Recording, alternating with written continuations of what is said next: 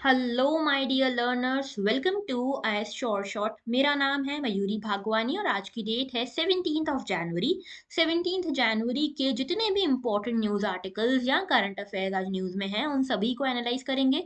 साथ ही एनालाइज करेंगे 15th जनवरी के द हिंदू न्यूज़पेपर को। तो द हिंदू न्यूज़पेपर आज का 15th जनवरी का, इन सभी को एनालाइज करेंगे आज। 16th जनवरी को आप लोग सोच रहे होंगे द हिंदू एनालिसिस नहीं आया, इसीलिए नहीं आया क्योंकि the Hindu newspaper he publish नहीं हुआ था बिकॉज ऑफ पोंगल। ओके, तो आज बात करेंगे सारे न्यूज़पेपर की और देखेंगे कौन कौन से आर्टिकल्स इंपॉर्टेंट हैं।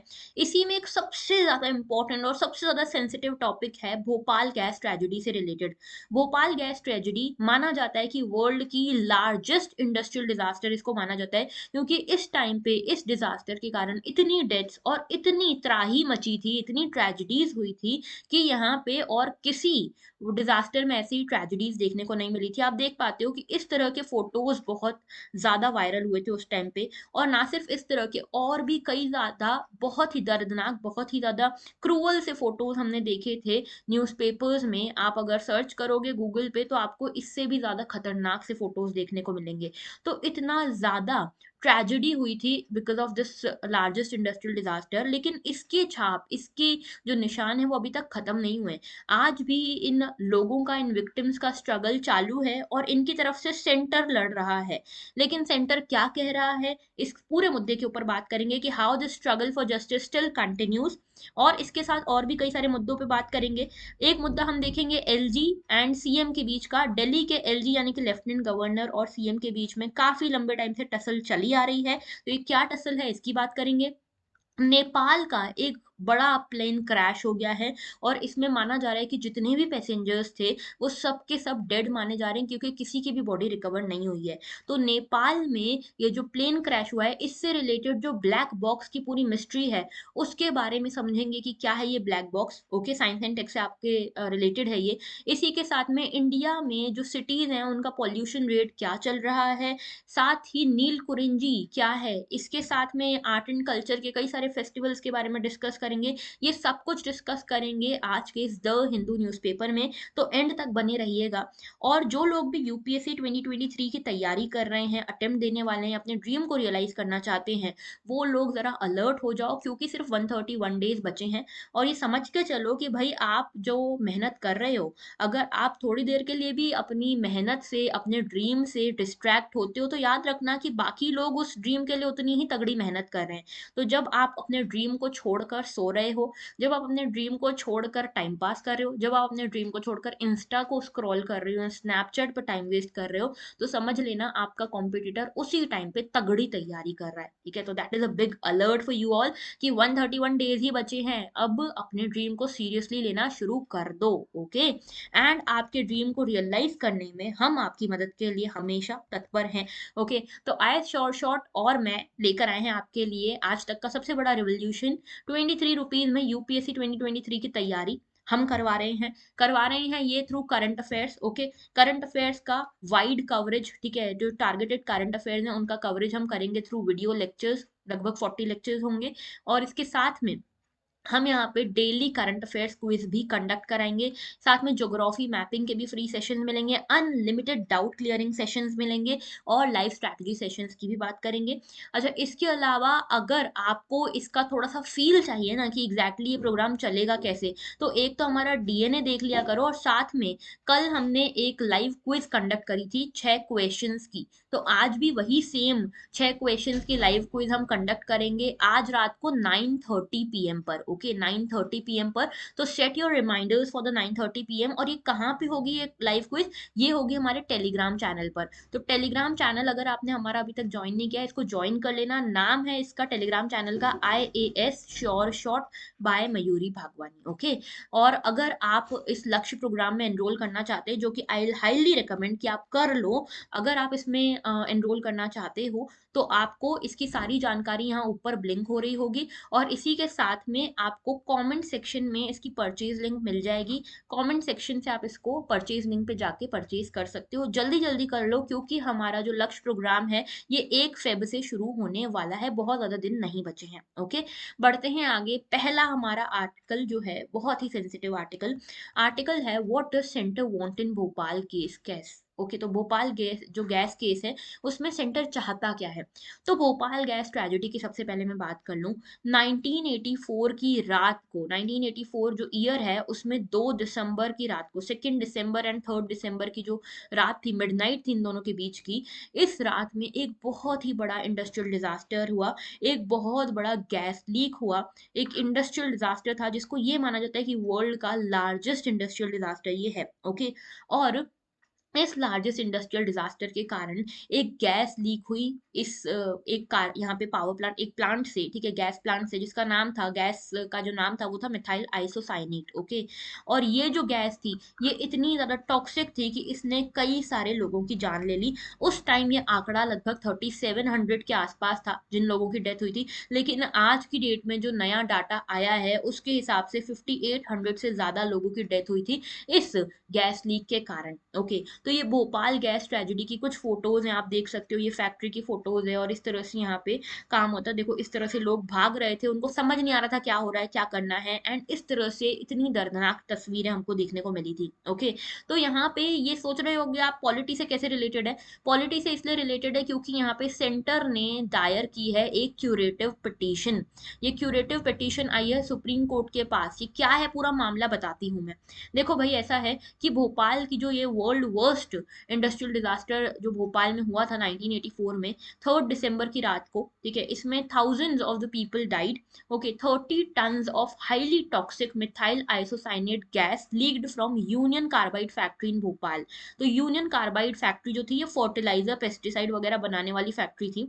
इसमें से ये एक टॉक्सिक गैस रिलीज हो गई, लीक हो गई, और यहाँ पे 30 टन्स इसकी लीकेज हुआ था और इसके कारण कई सारे लोगों की जान इस तरह से चली गई थी। And this really gives me goose bumps. आपको भी ऐसा लगता होगा कि कितना खतरनाक सा केस था, लेकिन आप जानते हो इसका जो अभी तक निपटारा पूरी तरह से नहीं हुआ है। कैसे, बताती हूँ। देखो भाई, ये स्टेप बाय स्टेप जो आप देख रहे हो ना यहाँ पे, क्या है ये स्टेप बाय स्टेप। तो देखो, ये आपको मैं बताना चाहती हूँ कि ये क्यूरेटिव पिटीशन जो है वो सेंटर ने दायर की है। अब देखो पूरा मुद्दा क्या है। मुद्दा ऐसा है कि यहाँ पे सेंट्रल गवर्नमेंट जो है, सेंट्रल गवर्नमेंट ने बोला कि भाई यूनियन कार्बाइड जो फैक्ट्री है, इन्होंने, इनकी लापरवाही या इनके जो भी रीजन था, इनके चक्कर में ये गैस लीक हुई थी भोपाल में और इन्हीं के चक्कर में ये ट्रेजेडी हुई। तो ये यूनियन कार्बाइड कार्बाइड कंपनी जो है ये एक कंपनसेशन पे करेगी सेंटर को, और सेंटर इस कंपनसेशन को यूज करेगा इन विक्टिम्स के लिए। तो यहाँ पे ये पूरी बात हुई थी और सेटलमेंट हो चुका था। ये सेटलमेंट हुआ था ये 1991 1991 1990 1989 से लेकर 1991 के बीच में ये पूरा सेटलमेंट चल रहा था। सेटलमेंट इस बात का हुआ कि सेंट्रल गवर्नमेंट को पे करेगी यूनियन कार्बाइड कंपनी कॉम्पनसेशन, जिस कॉम्पनसेशन को सेंटर यूज करेगा इन विक्टिम्स के वेलफेयर के लिए। ठीक है, तो यहाँ पे ये सेटलमेंट पैक हो चुका था। लगभग 470 मिलियन डॉलर्स का ये पूरा सेटलमेंट था। ठीक है, अगर आप इंडियन टर्म्स में बात करोगे तो 47 करोड़ डॉलर्स का कुछ ऐसा यहाँ पे ये सेटलमेंट हुआ था। लेकिन उस टाइम पे सेंटर का कहना था कि 3000 के आसपास जो लोग हैं उनकी जान गई है, लगभग 3700 लोगों की जान गई थी। ठीक है, लेकिन अभी सेंटर ने फिर से एक पिटीशन लगाई। ये पिटीशन थी क्यूरेटिव पिटीशन। क्यूरेटिव पिटीशन इन्होंने लगाई सुप्रीम कोर्ट के पास, और ये आज नहीं लगाई है, ये 2010 में लगाई है। 2010 की क्यूरेटिव पिटीशन अब जाके लिस्ट हुई है। ठीक है, तो ये जो क्यूरेटिव पिटीशन सुप्रीम कोर्ट के पास लगाई गई, सेंटर ने ये पिटीशन लगाई और सेंटर ने बोला कि हमें और कॉम्पनसेशन चाहिए, क्योंकि उस टाइम हमें लग रहा था सिर्फ 3700 लोगों की जान गई है, लेकिन अभी हमको पता चला है कि नहीं, 5800 से ज्यादा लोगों की जान गई है। तो हमें इनके इन विक्टिम्स को वेलफेयर करने के लिए इनके कॉम्पनसेशन और चाहिए, हमें और कॉम्पनसेशन लगेगा, और हम ये कॉम्पनसेशन यूनियन कार्बाइड कंपनी से लेना चाहते हैं। तो ये क्यूरेटिव पिटीशन लगाई है सेंटर ने सुप्रीम कोर्ट में। ओके, तो यहाँ पे क्या क्या बात हुई मैं बताऊंगी, लेकिन एक क्यूरेटिव पिटीशन के बारे में आपको कुछ चीजें बताना चाहती हूँ। देखो, जब भी कोई केस आता है, चाहे सिविल केस हो, क्रिमिनल केस हो, कुछ भी केस हो, तो ये क्यूरेटिव पिटीशन की बात कब आती है। देखो, सबसे पहले कोई भी केस आता है तो वो डिस्ट्रिक्ट कोर्ट में जाता है या स्पेशल कोर्ट में जाता है ना। अगर कोई ऐसा मामला है जैसे रेप का मामला है या कोई चाइल्ड अब्यूज का मामला है तो वो स्पेशल कोर्ट में जाता है, वरना वो डिस्ट्रिक्ट कोर्ट में जाता है।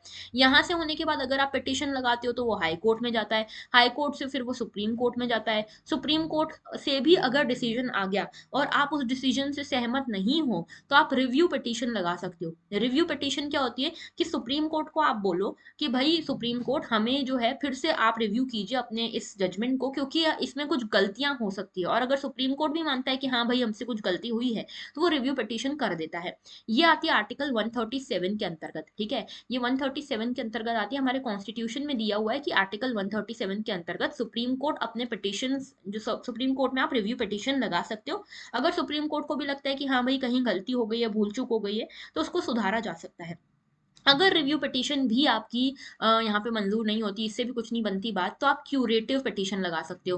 Curative petition is the last resort from supreme court, यानी कि सुप्रीम कोर्ट में आप मैक्सिमम क्यूरेटिव पिटीशन लगा सकते हो। इस क्यूरेटिव पिटीशन के बाद अब सुप्रीम कोर्ट का दरवाजा भी बंद हो जाता है, और अब आपके पास सिर्फ एक रास्ता बचता है, जो कि है प्रेसिडेंट के पास जाने का। प्रेसिडेंट की जो मर्सी पिटीशन आप लगाते हो, ठीक है। और ये पूरा मुद्दा तब भी हाईलाइटेड हुआ था जब निर्भया रेप कांड हुआ था, ठीक है। तो निर्भया के जो सारे जो मुजरिम थे, जो कन्विक्ट थे, वो यहाँ पे प्रेसिडेंट तक चले गए थे। ओके, तो यहाँ पे ये पूरा जो साइकिल है ना, आपको पता होना चाहिए। सबसे पहले आप डिस्ट्रिक्ट कोर्ट या स्पेशल कोर्ट के पास जाते हो, फिर हाई कोर्ट के पास, फिर सुप्रीम कोर्ट के पास। सुप्रीम कोर्ट से आप रिव्यू पिटीशन लगाते हो, या फिर उसके बाद क्यूरेटिव, और उसके बाद प्रेसिडेंट की मर्सी पिटीशन होती है, ठीक है। ये जो साइकिल है ना, ये बहुत इंपॉर्टेंट है, प्रीलिम्स में आपसे पूछा जा सकता है।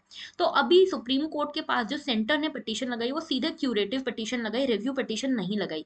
क्यों नहीं लगाई? क्योंकि रिव्यू पिटीशन का एक रूल होता है, आर्टिकल 137 में कहा गया है कि जब भी फाइनल जजमेंट आया, उसके 30 डेज के अंदर अंदर आपको रिव्यू पिटीशन लगानी होती है। लेकिन 30 डेज तो बहुत दूर चले गए थे, ठीक है। हमने ये जो सेंटर है, सेंटर ने ये क्यूरेटिव पिटीशन 2010 में फाइल करी है, जबकि फाइनल सेटलमेंट 1991 के आसपास ही हो चुका था, ठीक है। तो ये क्यूरेटिव पिटीशन 2010 में इन्होंने फाइल करी, और अब जाके 2023 में इसकी लिस्टिंग हुई है, ठीक है। तो ये पूरा मामला है। नाउ देखो, बात करते हैं कि ये पूरा मामला है क्या, एग्जैक्टली हो क्या रहा है। एग्जैक्टली हो यूं रहा है कि यूनियन गवर्नमेंट जो है, हमारा सेंट्रल गवर्नमेंट जो है इंडिया का, उन्होंने सुप्रीम कोर्ट में एक क्यूरेटिव पिटीशन लगाई। इन्होंने कहा कि भाई हमारा जो यहाँ पे कॉम्पनसेशन हमने जो पहले सेटलमेंट किया था यूनियन कार्बाइड कंपनी के साथ, इससे हम सेटिस्फाइड नहीं है, हमें और कॉम्पनसेशन चाहिए, तो सुप्रीम कोर्ट हमें ये कॉम्पनसेशन दिलाए। यहाँ पे यूनियन कार्बाइड कंपनी बोल रही है कि हम और कंपनसेशन क्यों दे, जब सेटलमेंट ऑलरेडी हो चुका है, तो अब और कॉम्पनसेशन की बात कहाँ से आती है। तो ये पूरा मुद्दा 1984 के मिथाइल आइसोसाइनेट गैस लीक से रिलेटेड है, जिसमें यूनियन कार्बाइड इंडिया लिमिटेड जो है, ये फैक्ट्री जो थी, ये कंपनी इन्वॉल्व थी। अब यहाँ पे 39 ईयर्स हो चुके हैं इस इंसिडेंट को, और 39 ईयर्स के बाद सुप्रीम कोर्ट के पास ये क्यूरेटिव पिटीशन आती है यहाँ पे सेंट्रल गवर्नमेंट की, कि भाई हमें और यहाँ पे कॉम्पनसेशन चाहिए। तो यहाँ पे यूनियन कार्बाइड कंपनी कहती है कि भाई हम आपको ऑलरेडी 470 मिलियन डॉलर्स रुपीस दे चुके हैं आज के टाइम पे, मतलब उस टाइम पे ये 725 करोड़ था, और 725 करोड़ रुपीस थे ये उस टाइम पे, ठीक है। समझ रहे हो? और अगर आज का एक्सचेंज रेट आप देखोगे ना, तो this turns out to be around 3,000 crore rupees, ठीक है। 3,000 करोड़ रुपीस यहाँ पे यूनियन कार्बाइड ने दिए हैं, और ये सेटलमेंट 1989 में हुआ था, ठीक है। अब ये 1989 में सेटलमेंट हो चुका है। यूनियन कार्बाइड कंपनी अब डो केमिकल्स के अंतर्गत आ चुकी है। तो यहाँ पे डो केमिकल्स और यूनियन कार्बाइड कॉरपोरेशन का कहना ये है कि हम ऑलरेडी आपको इतना पैसा दे चुके हैं, अब हम और पैसा क्यों दें। गवर्नमेंट डिमांड कर रही है कि अभी जो आपने 470 मिलियन डॉलर दिए है ना, आप उसको बढ़ाओ, मतलब जो आपने यहाँ पे ये 470 मिलियन डॉलर दिए हैं उसको बढ़ाओ, और हमको यहाँ पे 675 करोड़ रुपीस और चाहिए रहेंगे, मतलब इतना आप पेस्टिसाइड कंपनी जो है इतना भुगतान करे। तो यहाँ पे यूनियन कार्बाइड कॉर्पोरेशन ने बोला हम नहीं करेंगे भाई, हम और क्यों पैसा दें, हम और ज्यादा पैसा नहीं दे सकते। और इनके वकील ने भी कुछ कुछ कहा है, क्या क्या कहा है बताऊंगी, ठीक है। तो अभी देखो, यहाँ पे सुप्रीम कोर्ट ने बोला कि भाई आप तो ऐसी बात कर रहे हो, 1989 में जो सेटलमेंट हो चुका है उसको हम फिर से रीओपन कैसे करें, ठीक है। ये रीओपन करने का काम नहीं हो सकता, क्यूरेटिव पिटीशन जो होती है ना, बहुत लिमिटेड इसके अंदर जुरिस्डिक्शन हमारे पास होता है। तो हम एक सेटलमेंट जो इतने सालों पहले ऑलरेडी पास हो चुका है, ऑलरेडी यहाँ पे सेटलमेंट हो चुका है, जो कंपनी है उसने पैसा दे दिया, आपने पैसा एक्सेप्ट कर लिया, आपने पैसा खर्च भी कर लिया, अब आप बोल रहे हो रीओपन करो सेटलमेंट को, ऐसा तो नहीं हो सकता। तो सेंट्रल गवर्नमेंट बोल रही है कि हम नहीं बोल रहे कि आप सेटलमेंट को रीओपन करो, हम चाह रहे हैं कि बस आप इस सेटलमेंट को एड अप करवाओ, इसमें टॉप अप करवाओ, इसमें जैसे हम मोबाइल में टॉप अप करवाते हो ना, वैसे इसका भी टॉप अप होना चाहिए। तो ऐसा क्यों कह रहा है यहाँ पे सेंट्रल गवर्नमेंट, बार बार ऐसा क्यों कह रहे हैं। इनका कहना यह है कि जो 470 मिलियन डॉलर का सेटलमेंट हुआ था, वो इस चीज को मद्देनजर देखते हुए हुआ था कि भाई 3,000 डेथ हुई हैं, लेकिन अभी पता चल रहा है कि 3000 नहीं, लगभग 5800 डेथ्स हुई हैं यहाँ पे भोपाल गैस ट्रेजेडी के बाद। ओके, और इसी के साथ साथ यहाँ पे बहुत ज्यादा और भी चीजें, जैसे कैंसर हो गया, रेनल फेलियर हो गया, ये भी बहुत बड़े नंबर में हुआ है। जो पहले सोचा था उससे काफी बड़ा है। टेम्पररी डिसेबिलिटी और इंजरी केसेस माने जा रहे थे कि 20,000 50,000 होंगे, लेकिन नहीं, ये जो टेम्पररी डिसेबिलिटी है, ये 20,000 नहीं, 35,000 से ज्यादा लोगों को हुई है। माइनर इंजरी 50,000 नहीं, 5 लाख से ज्यादा लोगों को हुई है। तो यहाँ पे ये जो इतना ज़्यादा प्रॉब्लम हुई है, इतने ज़्यादा नंबर्स यहाँ पे शामिल हैं, तो उस हिसाब से कॉम्पनसेशन भी ज़्यादा होना चाहिए, ये कहना है यहाँ पे हमारी यूनियन गवर्नमेंट का, सेंट्रल गवर्नमेंट का। विक्टिम्स कह रहे हैं कि भाई हाँ, सही बात है। यहाँ पे इनका कहना है कि मेडिकल रिकॉर्ड्स दिखाते हैं कि लगभग 4.5 लाख विक्टिम्स जो हैं 22 साल से परेशान हो रहे हैं, इधर उधर भटक रहे हैं, ठीक है। इसी के साथ में जो विक्टिम है, 2000 गैस विक्टिम्स हर दिन पहुंचते हैं यहाँ पे भोपाल का एक मेडिकल ट्रीटमेंट, भोपाल में एक सेंटर खोला है, एक हॉस्पिटल खोला है यूनियन गवर्नमेंट ने, और उसमें जो भी ऐसे गैस विक्टिम है, इस गैस ट्रेजेडी के विक्टिम है, उनको फ्री इलाज मिलता है। तो यहाँ पे 2000 विक्टिम्स हर रोज वहां पे पहुंचते हैं किसी ना किसी इंजरी को लेकर। तो आप इन सारे लोगों को आप यहाँ पे माइनर इंजरी कह के टाल नहीं सकते। लेकिन यहाँ पे क्या ये सब पॉसिबल है? तो देखो यहाँ पे जो हमारी सुप्रीम कोर्ट है, सुप्रीम कोर्ट की जो कॉन्स्टिट्यूशनल बेंच है, उसके सामने ये 1989 का सेटलमेंट हुआ था। अब ये कह रहे हैं कि आप हमको बोल रहे हो कि आप रीओपन कर दो ये केस, ऐसा कैसे हम कर सकते हैं? तो क्यूरेटिव पिटिशन क्या है बताऊंगी, लेकिन इसके पहले देखो कि यूनियन कार्बाइड कॉर्पोरेशन क्या कह रहा है। ये कह रहा है कि इनके दो तीन पॉइंट्स हैं, देखो दो तीन पॉइंट्स ये हैं कि पहला पॉइंट तो ये कि जब सेटलमेंट ऑलरेडी 1989 में हो चुका है, तो अब उसको रीओपन करने का सवाल ही नहीं उठता। मतलब सोचो ना कि आज की डेट में आपका और मेरा कोई सेटलमेंट होता है, हम कुछ आपस में कुछ लेना देना करते हैं, कल को 20 साल बाद 30 साल बाद आप उस सेटलमेंट से मुकर जाओगे और बोलोगे कि नहीं, मुझे तो ज्यादा अमाउंट चाहिए, तो क्या वो बात सही है? नहीं है। तो इनका पहला केस तो ये है, पहला कहना ये है। दूसरा इनका कहना ये है कि आपको जो हमने 470 मिलियन डॉलर रुपीज दिए हैं, मतलब लगभग 47 करोड़ डॉलर रुपीज दिए दिए हैं, उस टाइम पे ये 725 करोड़ रुपीज बनते थे, ठीक है। इसमें से जो मान लो, चलो अभी 725 करोड़ रुपीज ही मानो, अभी मानो ही मत कि 3000 करोड़ रुपए हो गए हैं आज की डेट में, क्योंकि एक्सचेंज रेट बढ़ गया है। तो अगर मान लो इतना भी पैसा अगर आपके पास हमने दिया आपको, आपने अभी भी 50 करोड़ रुपए अभी तक आप इसको खर्च नहीं कर पाए हो। ये 50 करोड़ रुपए अभी भी आरबीआई के पास वैसे के वैसे इस कॉर्पस में पड़े हुए हैं। आपने इसको विक्टिम्स के वेलफेयर के लिए अभी तक खर्च किया ही नहीं है। तो जब पुराना पैसा बचा हुआ है, तो आप हमसे नया पैसा कैसे मांग सकते हो? ये कहना है इस कंपनी का। तीसरी चीज कि ये आरबीआई के पास आपने रखा हुआ है, इसके बदले आपको इंटरेस्ट मिलता होगा, यहाँ पे एक्सचेंज रेट बढ़ गया है, तो ये पैसा तो अब दुगना बढ़ गया होगा आपका, काफी लंबा चौड़ा बढ़ गया होगा, तो उसका भी तो आप फायदा उठाइए। तीसरी बात ये कह रहे हैं, सुप्रीम कोर्ट ने भी बोला कि जब पहले सेटलमेंट हुआ था, तो सुप्रीम कोर्ट ने यहाँ पे गवर्नमेंट को कहा था कि भाई आप यहाँ पे एक तो मेडिकल हॉस्पिटल वगैरह खुलवाइए भोपाल में, जो फ्री ट्रीटमेंट दे ऐसे लोगों को, लेकिन इसके साथ में आप 1 लाख रुपए का इंश्योरेंस सभी विक्टिम्स को दोगे। तो क्या गवर्नमेंट ने ऐसे किया? गवर्नमेंट ने ये हॉस्पिटल तो खुलवा दिया, लेकिन क्या ये इंश्योरेंस दिया? नहीं दिया। तो ये आप क्या कर रहे हो? और चौथी चीज, यहाँ पे बार बार सेंट्रल गवर्नमेंट ये कह रही है कि हम जो है एक वेलफेयर स्टेट है, हमारे ऊपर जिम्मेदारी है कि जो भी यहाँ पे विक्टिम है, उनको यहाँ पे उनका वेलफेयर हो, उनके साथ कुछ भी अनजस्ट ना हो। तो हमारी जिम्मेदारी बनती है कि हम उनके बिहाफ पे ये कॉम्पनसेशन लें। तो यहाँ पे ये यूनियन कार्बाइड कंपनी बोल रही है कि अच्छा भाई, आप वेलफेयर स्टेट हो, तो आपको ये सारा पैसा खर्च करना था ना विक्टिम्स के ऊपर, अभी तक खर्च क्यों नहीं किया? 39 ईयर्स हो चुके हैं, अभी तक आपके पास पैसा बचा हुआ कैसे है? पैसा बचा हुआ है और आप बोल रहे हो कि हमको और पैसा दे दो, ऐसा कैसे चलेगा? और यहाँ पे सुप्रीम कोर्ट ने भी बोला कि भाई अगर आप वेलफेयर स्टेट हो, तो आप यहाँ पे खर्च करो अपनी जेब से पैसा। आपको यहाँ पे वेलफेयर स्टेट है, आप अगर वेलफेयर स्टेट की जिम्मेदारी उठा रहे हो, तो आपको यहाँ पे विक्टिम्स के लिए पैसा खर्च करना चाहिए। आपने तो वही पैसा खर्च नहीं किया है। कल को अगर ये बात होती कि आपने विक्टिम्स के ऊपर ये पूरा कॉर्पस खर्च कर दिया है, उल्टा अपने जेब से और पैसे लगाए हैं गवर्नमेंट ने, और फिर आप हमारे पास कॉम्पेंसेशन के लिए आ रहे हो, तो फिर बात में कोई दम होता?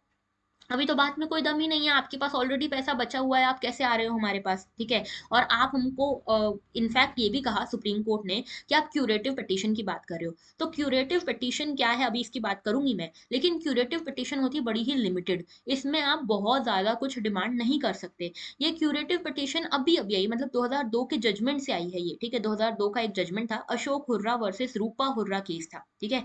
इस केस में क्यूरेटिव पिटीशन आई, और ये रेयरेस्ट ऑफ रेयरेस्ट जो एक तरह की रेयरेस्ट ऑफ रेयरेस्ट यहाँ पे रेमेडी होती है जो सुप्रीम कोर्ट देती है।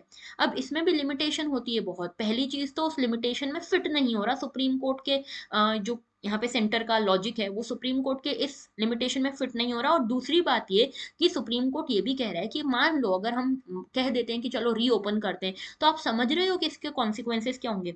कल को कोई भी इन्वेस्टर आना ही नहीं चाहेगा इंडिया में, बोलेगा कि अगर कल को मुझसे कुछ गलती हो गई मैं सेटलमेंट कर दूंगा, और सेटलमेंट के 30 साल बाद 19 साल बाद लोग आके खड़े हो जाएंगे और बोलेंगे इस सेटलमेंट को हमको रीओपन करना है। तो कोई भी इन्वेस्टर इंडिया में आने के लिए इच्छुक होगा ही नहीं, वो सोचेगा कि इनका जुडिशियल सिस्टम ही कितना अनसर्टेन है। तो ये गलत होगा, ये एक गलत मैसेज देगा, ठीक है। तो ये सारी बातें सुप्रीम कोर्ट ने भी कही है।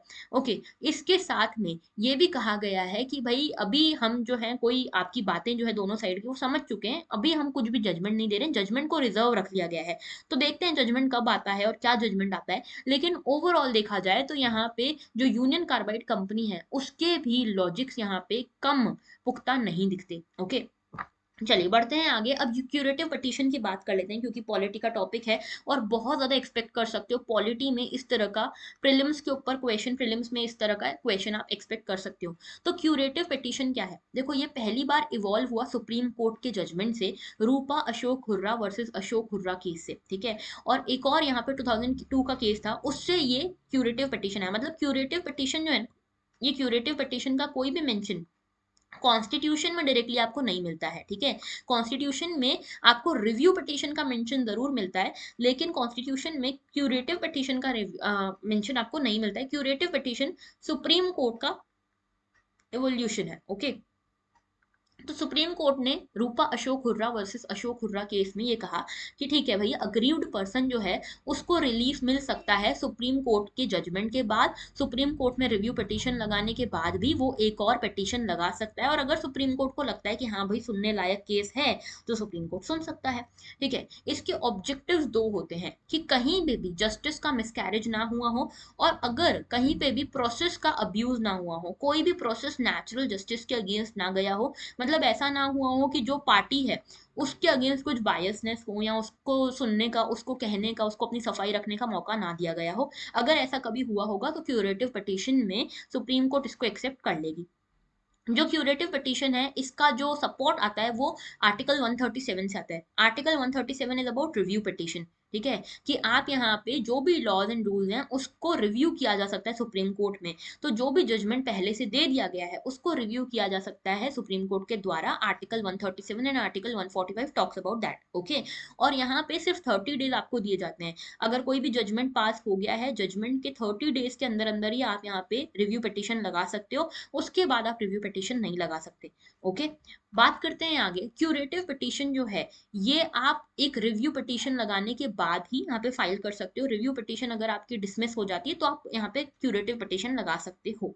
अच्छा, वैसे इस बार जो सेंट्रल गवर्नमेंट ने लगाई वो सीधे यहाँ पे क्यूरेटिव पिटीशन लगाई, क्योंकि रिव्यू पिटीशन लगाने का उनका समय ही खत्म हो चुका था। ओके, इसको एंटरटेन किया जा सकता है अगर पिटिशनर जो है वो ये स्टैब्लिश कर दे कि नेचुरल जस्टिस के प्रिंसिपल्स का वायलेशन हुआ था, उनकी पार्टी को सुना ही नहीं गया था प्रॉपर्ली, या बायसनेस हुई थी।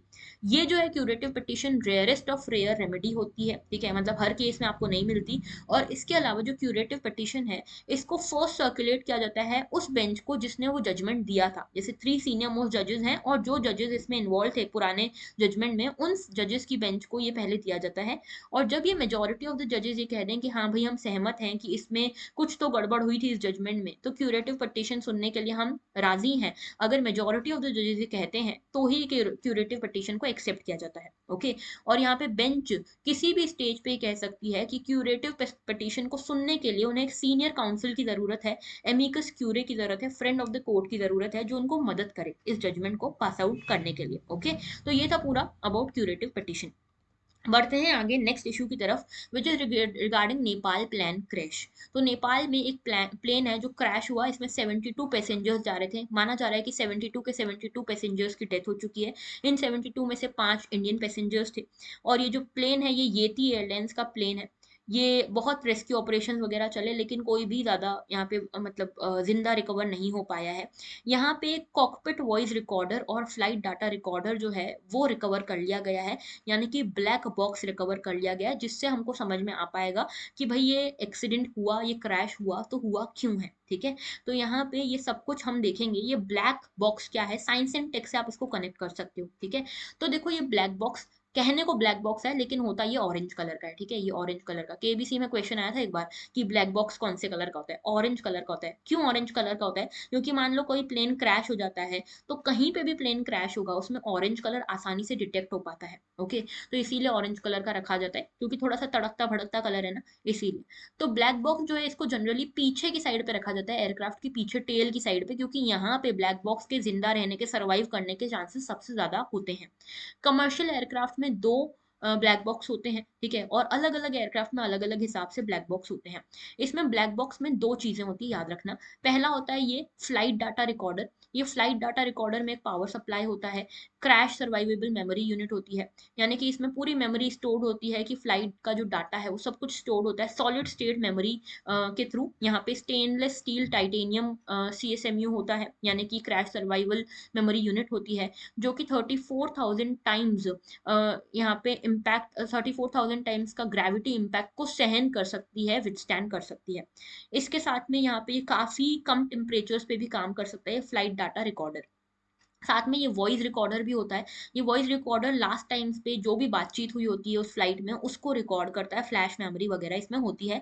1100 डिग्री सेल्सियस तक का यहाँ पे प्रोटेक्शन इसको मिल सकता है। मतलब समझ लो अगर आग भी लग गई प्लेन में तो 1100 डिग्री सेल्सियस से ऊपर तो नहीं जाएगा टेम्परेचर, तब तक भी ये वॉइस रिकॉर्डर को कुछ नहीं होगा। ओके, और ये 6000 मीटर की डेप्थ पे, अगर ओशन की डेप्थ पे भी चला जाता है ना, 6000 मीटर की डेप्थ पे, तो भी आप इसको वापस से रिकवर कर सकते हो, और ये तब भी रिकॉर्ड करेगा सारी चीजों को। ओके, तो ब्लैक बॉक्स जो है इसको टेक्निकली हम इलेक्ट्रॉनिक फ्लाइट डाटा रिकॉर्डर कहते हैं। ऑरेंज कलर का बॉक्स होता है ये, हेविली प्रोटेक्टेड रिकॉर्डिंग डिवाइस होता है।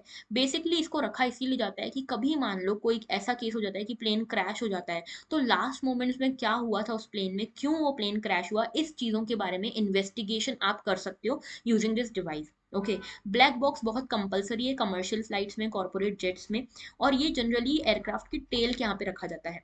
ये जो है 10 to 15 डेज लगते हैं इसमें से डाटा रिकवर करने के लिए। और ये सिर्फ और सिर्फ ऐसा नहीं कि एयरक्राफ्ट में, रेलवेज में और कार्स में भी इसको यूज किया जाता है ब्लैक बॉक्स को। ओके, नेक्स्ट बढ़ते हैं नेक्स्ट मुद्दे की तरफ, नील कुरिंजी सैंक्चुरी। नील कुरिंजी सैंक्चुरी जो है इसके बारे में यहाँ पे बात हो रही है।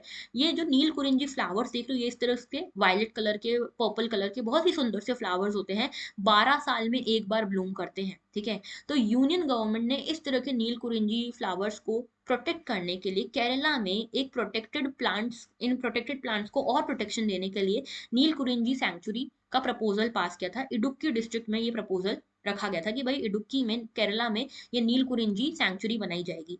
लेकिन ये जो है पेपर पे ही रह गई है, 16 साल हो गए इस सैंक्चुरी के बारे में कुछ भी बात हुई नहीं है। तो बेसिकली ये कहाँ पे प्रपोज्ड है, केरला में प्रपोज्ड है। लेकिन सबसे इंपॉर्टेंट मुद्दा होता है कि ये नील कुरिंजी प्लांट्स जो है, फ्लावर्स जो है, ये है क्या एग्जैक्टली, है क्या ये, तो इसकी बात कर लेते हैं। देखो यहाँ पे ये नील कुरिंजी इस तरह के बहुत ही सुंदर, बहुत ही अच्छे, बहुत ही ब्यूटीफुल से फ्लावर्स होते हैं। 12 साल में एक बार ब्लॉसम करते हैं, इसीलिए भी बहुत फेमस है।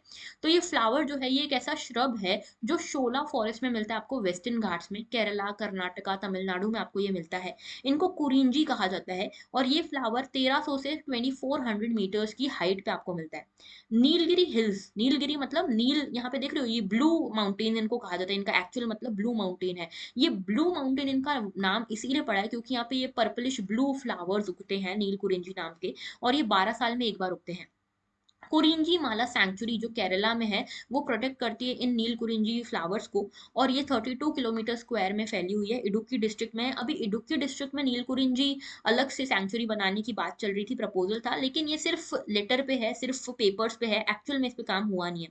यहाँ पे कुरिंजी अडवार अंडवार टेम्पल भी है, ये तमिलनाडु में है। कुरिंजी अडवाल टेम्पल जो है ये तमिल गॉड मुरुगन को डेडिकेटेड है, और ये भी काम करता है इन प्लांट्स को प्रिजर्व करने का। इसके साथ यहाँ पे एक पालियान ट्राइब है। पालियान ट्राइबल पीपल जो है तमिलनाडु के, वो भी इसको रेफर करते हैं, इसको प्रोटेक्ट करते हैं, ठीक है। कर्नाटका जो है, कर्नाटका में 45 स्पीशीज मिलते हैं आपको नील कुरिंजी के। और ये जो है अलग अलग टाइम्स पे ब्लूम करते हैं, कोई 6 साल में, कोई 9 साल में, कोई 12 साल में। ओके, वेस्टर्न घाट्स पे जो नील कुरिंजी है ये आपको मिलता ही है, साथ में शेरवॉय हिल्स पे भी मिलता है। शेवरॉय हिल्स जो है ईस्टर्न घाट्स के, वहां पे भी मिलता है। सांदुरू हिल्स पे भी मिलता है कर्नाटका के। तो ये इन एरियाज में सभी जगह पे मिलता है। Okay, Neelakurinji is very very important for UPSC prelims. Okay, next हम बात कर रहे हैं मकारा विकल, मकारा विलक्कू। फेस्टिवल के, I am so sorry for the pronunciation, ठीक है। सबरीमाला अयप्पा टेम्पल में ये फेस्टिवल मनाया जाता है, मकारा विलक्कू फेस्टिवल है। और इस फेस्टिवल में थाउजेंड्स ऑफ द डिवोटीज यहाँ पहुंचे और इन्होंने ये फेस्टिवल मनाया है। कैसे फेस्टिवल मनाया जाता है, क्या है ये पूरा फेस्टिवल, बात करते हैं। देखो ये एक तरह का हार्वेस्ट फेस्टिवल है, जैसे न्यू ईयर मनाते हैं ना हम, वैसे ये हार्वेस्ट, जैसे बैसाखी मनाई गई थी अभी, मकर संक्रांति मनाई गई थी। तो हिंदू ट्रेडिशन में अलग अलग नामों से इन न्यू ईयर्स को मनाया जाता है, जैसे मकर संक्रांति हो गई, पोंगल हो गया, वैसे ये है मकरा विलक्कू, ये सब हार्वेस्ट फेस्टिवल्स हैं। ओके, तो बात करेंगे इसकी भी। लेकिन ये मकारा विलक्कू विलक्कू की बात करें, ये मकारा विलक्कू होता क्या है। ये माना जाता है कि ये फेस्टिवल मनाया जाता है जब सबरीमाला का एनुअल पिलग्रिमेज खत्म होता है। जनरली जनवरी 14 या जनवरी 15 को मनाया जाता है हर साल। इसमें क्या होता है, सबरीमाला का जो एनुअल साल भर की जो तीर्थ यात्रा होती है वो खत्म होती है और मकारा विलक्कू फेस्टिवल मनाया जाता है। इसमें एक लाइट दिखती है, यहाँ पे जो डिवोटीज है ना उनको एक लाइट दिखती है।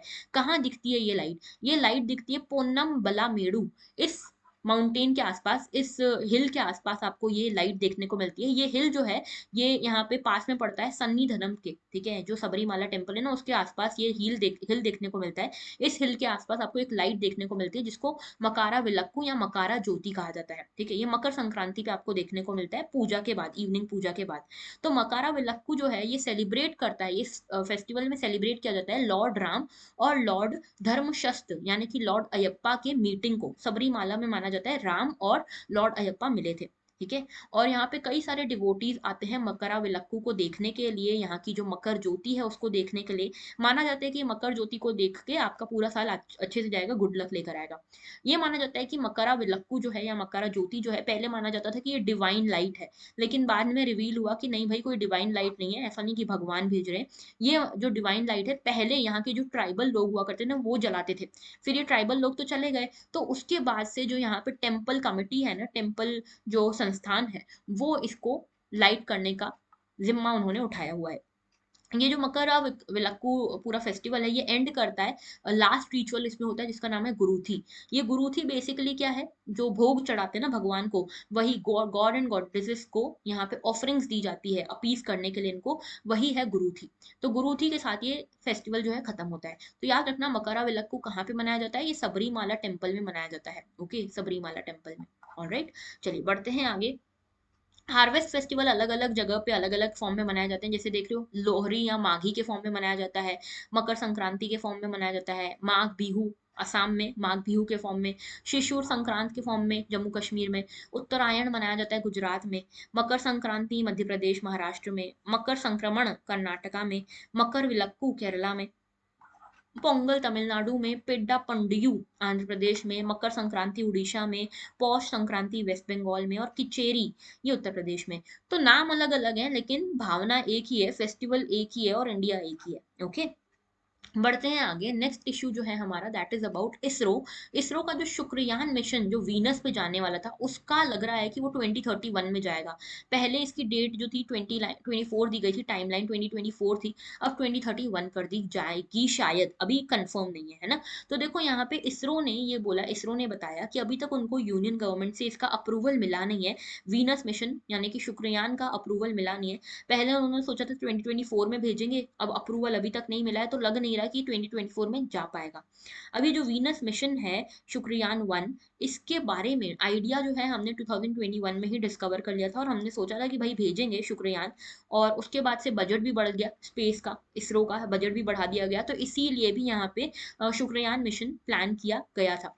अब ये शुक्रयान मिशन को 2031 पे क्यों टाल दिया गया, मतलब 2024 में नहीं हो पा रहा तो 25 में करो, 2031 में जाने की क्या जरूरत है। इसका भी रीजन है, जो यहाँ पे अर्थ और वीनस के बीच का जो सबसे ऑप्टिमल टाइम होता है कुछ भी लॉन्च करने का, अर्थ से वीनस पे जाने के लिए कुछ भी लॉन्च करना है तो इसका ऑप्टिमल टाइम होता है। इसका ऑप्टिमल टाइम जो होता है वो 19 मंथ्स में आता है, ठीक है। अगर 2024 में नहीं आया तो अब 19 मंथ्स के बाद, लगभग 1.5 साल के बाद आएगा, है ना। तो 2026 में एक्सपेक्ट कर रहे थे या 2028 में एक्सपेक्ट कर रहे थे, लेकिन इसमें भी एक टाइम आएगा जिसमें आपको सबसे कम फ्यूल में आप अर्थ से वीनस पे कोई भी मिशन अपना भेज सकते हो सबसे कम फ्यूल में, जैसे हमने मार्स ऑर्बिटर मिशन में किया था। तो इसके लिए हमको 8 साल रुकना पड़ेगा। तो 2023 का सोचा था और 2023 नहीं हुआ तो 24 होगा, तो 23 से अब 2031 की बात यहाँ पे चल रही है। ओके, तो ओरिजिनली इसको शेड्यूल किया था 2023 में, फिर कोविड आया तो सोचा 24 में होगा, लेकिन अब लग रहा है कि 8 साल रुक ही जाते हैं और 2031 में इसको भेजेंगे। ओके, तो यहाँ पे यूएस और यूरोपियन स्पेस एजेंसीज भी वीनस मिशन प्लान कर रही है 2031 में। चाइना भी प्लान कर रहा है 2026 या 27 में। अब शुक्रयान की बात करें हम अपने, तो शुक्रयान जाने वाला है वीनस पे, और ये एक ऑर्बिटर मिशन होगा, यानी कि ऑर्बिट में घूमेगा और ये वीनस के जियोलॉजिकल एंड वोल्केनिक एक्टिविटीज का पता लगाएगा। देखेगा कि ग्राउंड पे कैसी एक्टिविटीज हो रही है, विंड स्पीड क्या है, इलिप्टिकल ऑर्बिट्स के कैरेक्टरिस्टिक्स क्या है, एंड सो ऑन। ओके, यहाँ पे हाई रेजोल्यूशन सिंथेटिक अपर्चर भी इसके साथ भेजा जाएगा, और ये सब कुछ जो होगा ये यहाँ पे वीनस प्लैनेट को डिस्कवर करने के लिए किया जाएगा। ओके, इसके साथ अभी गगनयान भी जाने वाला है। ठीक है, गगनयान के बारे में बाद में बात करेंगे, पहले शुक्रयान के बारे में बात कर लेते हैं। शुक्रयान जो है ये वीनस पे जाने वाला है। तो वीनस पे ही क्यों? क्योंकि वीनस, देखो ऐसा माना जाता है कि ये ट्विन सिस्टर है अर्थ की। अर्थ के जैसे डुप्लीकेट एक प्लैनेट है वीनस। ठीक है, काफी सिमिलैरिटीज है साइज में, मास में, डेंसिटी में, ग्रेविटी में, सभी जगह। और ये माना जाता है कि दोनों का ही एक कॉमन ओरिजिन है। लगभग दोनों एक ही साथ बने थे एक ही टाइम पे, तभी जुड़वा कहा जा रहा है ना, ट्विन सिस्टर कहा जा रहा है। तो 4.5 बिलियन ईयर्स अगो दोनों एक साथ ओरिजिन हुए थे। और वीनस जो है 30% ज्यादा क्लोज है सन से। ठीक है, तो सन के इतना क्लोज होने के कारण यहाँ पे सोलर फ्लक्स भी ज्यादा रहेगा, इसीलिए हम थोड़ा सा आराम से शुक्रयान को भेजना चाह रहे हैं सारी तैयारी करने के बाद। ओके, अच्छा, इसके पहले वीनस पे कौन कौन से मिशन जा चुके हैं, ये वेरी इंपॉर्टेंट है फॉर प्रीलिम्स। ओके, तो एक तो यूएस का है, मराइनर सीरीज जा चुकी है, पायोनियर सीरीज जा चुकी है, और मैगेलन, ये तीन यहाँ पे इसके मिशन जा चुके हैं यूएस के। रशिया के देखोगे तो वेनेरा और वेगस 1 एंड 2। जापान का अकात्सुकी, और यूरोप का वीनस एक्सप्रेस। तो यहाँ पे नाम आ जाए ना, मरीन, मराइनर या पायोनियर या वेनेरा या वेगस, अकात्सुकी या फिर वीनस एक्सप्रेस, समझ जाने सारे वीनस के ही हैं, और हमारा शुक्रयान भी वीनस पे ही जाने वाला है। ओके, बढ़ते हैं आगे। नेक्स्ट हमारा इशू है about Delhi CM and LG stalemate. तो यहाँ पे दिल्ली जो है, दिल्ली बड़ा ही कंट्रोवर्शियल एरिया हो गया है। एक ऐसी यूनियन टेरिटरी है जो थोड़ी सी अलग थलग है। इसमें एक बनाया जाता है लेफ्टिनेंट गवर्नर और एक होता है सीएम। ये सीएम जो होता है ये इलेक्टेड गवर्नमेंट के साथ आता है। ठीक है, यानी कि गवर्नमेंट जो है ये बनाई गई है लोगों के मैंडेट से, पब्लिक मैंडेट से।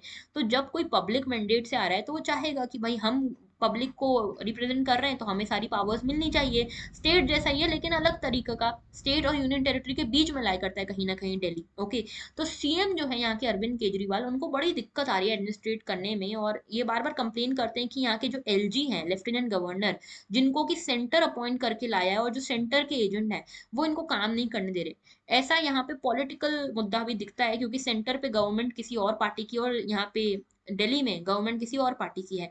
तो यहाँ पे पार्टीज का डिफरेंस होने के कारण भी ये टसल देखने को मिलती है। तो पूरा मुद्दा क्या है? देखो, मुद्दा ये है कि कई सारे मुद्दों पे पहले तो बात हो रही है, लेकिन यहाँ पे जो लेफ्टिनेंट गवर्नर है विनय कुमार सक्सेना जी, उन्होंने बोला है कि भाई मेरी बात नहीं सुन रहे। ठीक है, तो अरविंद केजरीवाल भी ऐसे यहाँ पे धरना देने निकल चुके हैं। ठीक है, तो यहाँ पे हो क्या रहा है? तो जो एलजी हैं उन्होंने अभी रिसेंटली एक काउंसिलर को अपॉइंट किया, जो मेयर के इलेक्शन जो थे, मेयर पोल्स जो होने वाले थे, उनको प्रिसाइड करेंगे।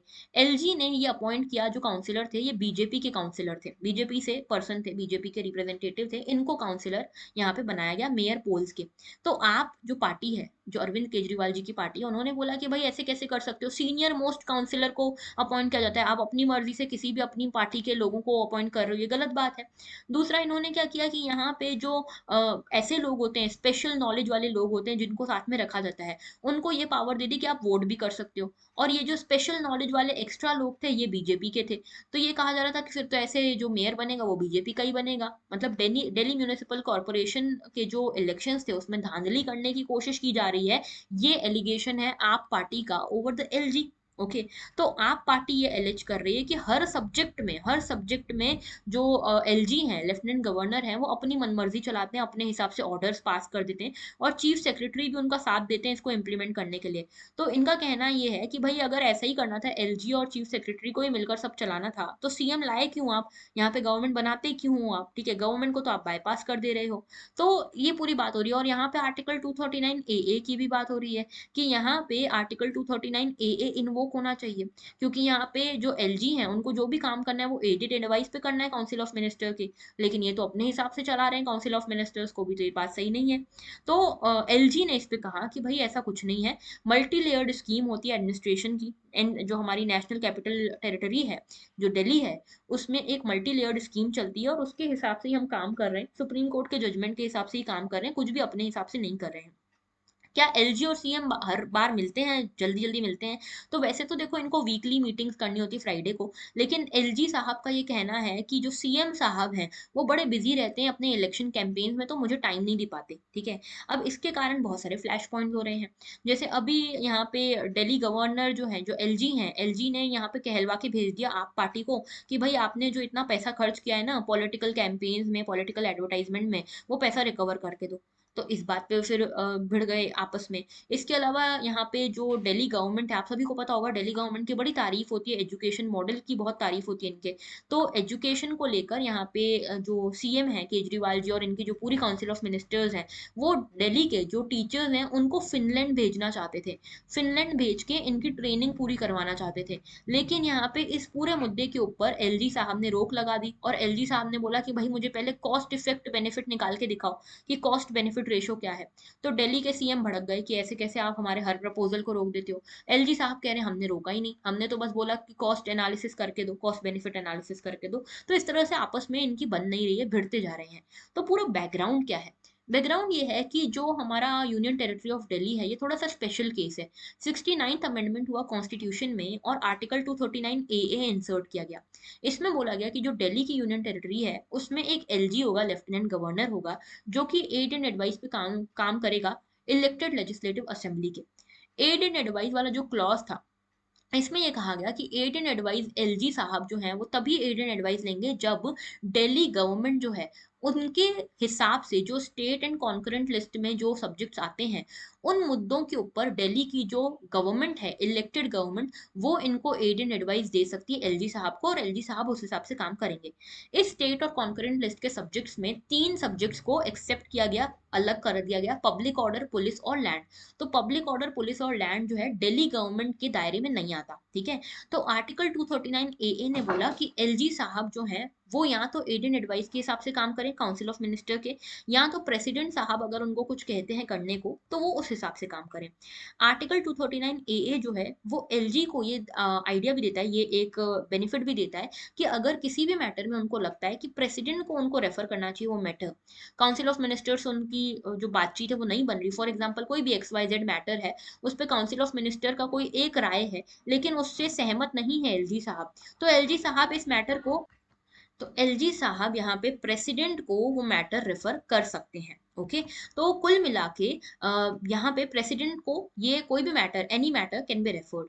लेकिन इस चक्कर में डुअल कंट्रोल हो गया दिल्ली के ऊपर, और इसी डुअल कंट्रोल के चक्कर में बार बार टसल हमको देखने को मिलती है। ओके, लेकिन सुप्रीम कोर्ट ने इसमें जजमेंट दिया, 2018 में ये जजमेंट दिया गया कि भाई एलजी साहब को हमने बोल दिया कि एनी मैटर आप यहाँ पे प्रेसिडेंट को दे सकते हो, रेफर कर सकते हो। एनी मैटर का मतलब एवरी मैटर नहीं होता, आप हर मैटर प्रेसिडेंट के पास नहीं ले जा सकते, हर मैटर में आप इंडिपेंडेंट नहीं हो, हर मैटर में आप अपने हिसाब से डिसीजन मेकिंग नहीं कर सकते, ठीक है। और इसीलिए आपको यहाँ पे जो इलेक्टेड गवर्नमेंट है उसकी माननी पड़ेगी। तो ये था पूरा case about LG and CM. And the last issue is about Indian cities, कि इंडियन सिटीज कितनी टॉक्सिक एयर को झेल रही हैं, क्या है यहाँ पे। तो एनसीएपी यानी कि नेशनल क्लीन एयर कैंपेन है, ठीक है, नेशनल क्लीन एयर प्रोग्राम है, उसके अंतर्गत हमने ये देखा कि कितना हम मॉनिटर कर पा रहे हैं अपनी सिटीज को। तो एनसीएपी जो है इसमें ये देखा गया कि भाई फंड्स पास किए गए गवर्नमेंट के द्वारा 131 सिटीज के लिए। इन 131 सिटीज को कहा जा रहा है नॉन अटेनमेंट सिटीज।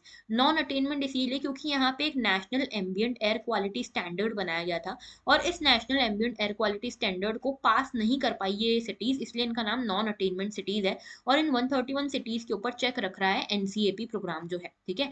इसमें जो कंट्री का current annual average prescribed limit है पीएम 2.5 और पीएम 10 का, उसकी बात करें तो पर्टिकुलर मैटर 2.5 का यहाँ पे लिमिट 40 mg पर क्यूबिक मीटर है यहाँ पे। ओके, और यहाँ पे जो पीएम 10 है, यानी कि पर्टिकुलेट मैटर 10 है, उसका जो लिमिट है वो 60 mg पर क्यूबिक मीटर है। तो एनसीएपी ने ये टारगेट सेट किया था कि 20 to 30% हम ये पर्टिकुलेट मैटर्स को कम करेंगे अपनी सिटीज में बाय 2024। लेकिन अभी इस टारगेट को भी बढ़ा दिया गया और टाइमलाइन को भी बढ़ा दिया गया। ये कहा गया कि बाय 2026 हम ये काम करेंगे और यहाँ पे जो रिडक्शन है ये 40% रिडक्शन हम करेंगे। ओके। इसके लिए काफी अच्छे फंड्स भी एलोकेट किए गए, लगभग 6,000 करोड़ रुपए यहाँ पे एलोकेट किए गए और सिटीज में ये कहा गया कि हम यहाँ पे क्वांटिफाई करेंगे इन इम्प्रूवमेंट्स को। ओके। और सिटीज को ये दिखाना पड़ेगा कि भाई हम इम्प्रूव कर रहे हैं, तभी इनको ये फंड्स दिए जाएंगे। ओके। तो एनसीएपी कैसे मैनेज कर रहा है? एक एनसीएपी ट्रैकर है जो मॉनिटर करता है कितनी क्या प्रोग्रेस हुई है। तो अगर हम प्रोग्रेस की बात करें, तो दिल्ली की बात करें अगर, तो दिल्ली मोस्ट पॉल्यूटेड था 2022 में। एनुअल एवरेज जो है यहाँ पे पीएम 2.5 कॉन्सेंट्रेशन का वो 99 है, जो हमारे देश में 40 परमिसिबल लिमिट है, इनके यहाँ पे 99 लगभग 100 टच कर रहा है। ठीक है। इसके अलावा जो most of the polluted cities हैं वो इंडो गैंगटिक प्लेन से आती हैं। बिहार की जो पॉल्यूटेड सिटीज हैं वो और पॉल्यूटेड हो गई हैं, ऐसा देखने को मिल रहा है। कुछ सिटीज हैं जिनमें कॉन्सेंट्रेशन कम हुई है पर्टिकुलेट मैटर्स की। ओके। इसके अलावा जो एनसीएपी की सिटीज हैं, लगभग 14 सिटीज हैं जिन्होंने 10% रिडक्शन देखा है पर्टिकुलेट मैटर में। ओके। इसके अलावा 46 सिटीज हैं जो नॉन एनसीएपी सिटीज थी, यानी कि एनसीएपी के अंतर्गत नहीं आ रही थी। उन सिटीज में भी हमको देखने को मिलता है कि उन्होंने भी काफी इंप्रूव किया है। तो अलग अलग सिटीज का अलग अलग यहाँ पे मॉनिटरिंग है, लेकिन एनसीएपी की बात करें तो ये ministry of environment forest and climate change लेकर आया था नेशनल क्लीन एयर प्रोग्राम। 2019 में लाया था। Long term time bound national level strategy थी ये, जिसमें कि काम था कि एयर पॉल्यूशन कम करना है, पर्टिकुलेट मैटर का जो कॉन्सेंट्रेशन है वो 20 to 30% कम करना है बाय 2024। अब तो इसको बढ़ा दिया गया है, 2026 कर दिया गया है और 40% रिडक्शन करना है हमको पर्टिकुलेट मैटर का। 122 सिटीज थी जिसको 131 कर दिया गया है। और national ambient air quality standards को अगर कोई भी मीट नहीं कर पा रहा, उसको इन सिटीज में डाला गया, नॉन एम्बियंट सिटीज में, नॉन अटेनमेंट सिटीज में। Okay. National ambient quality standards क्या है? ये वो स्टैंडर्ड्स हैं जो सेंट्रल पोल्यूशन कंट्रोल बोर्ड ने सेट किए हैं एयर क्वालिटी को लेकर।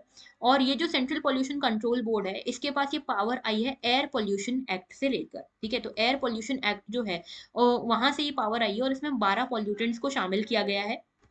इन पॉल्यूटेंट्स में सल्फर डाइऑक्साइड है, नाइट्रोजन डाइऑक्साइड है, इसी के साथ में पर्टिकुलेट मैटर्स हैं 10 एंड 2.5, ओजोन है, लेड है, carbon monoxide, arsenic, nickel, benzene, ammonia, benzopyrene and so on. तो 12 पॉल्यूटेंट्स को इसमें शामिल किया गया है। ओके।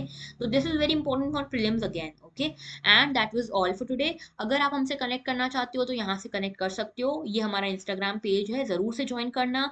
ये जो हमारी वेबसाइट है वहां से आप लक्ष्य प्रोग्राम को परचेज कर सकते हो। कोई भी प्रॉब्लम हो आप हमसे कनेक्ट कर सकते हो इस जीमेल आईडी के थ्रू।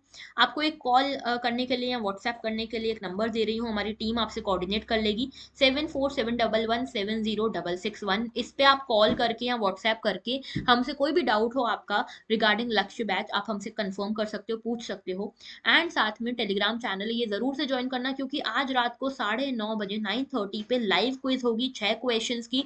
बड़ा मजा आएगा, कंपटीशन एग्जैक्ट वाला फील होगा आपको यहाँ पे। Okay. So that was all. अगर आप यहाँ पे इस लेक्चर से सेटिस्फाइड हो, अच्छा लगा, तो लाइक जरूर करना, चैनल को सब्सक्राइब जरूर करना, शेयर जरूर करना एंड कमेंट करना मत भूलना अपना feedback. Okay. That was all. Thank you for watching and have a very good day.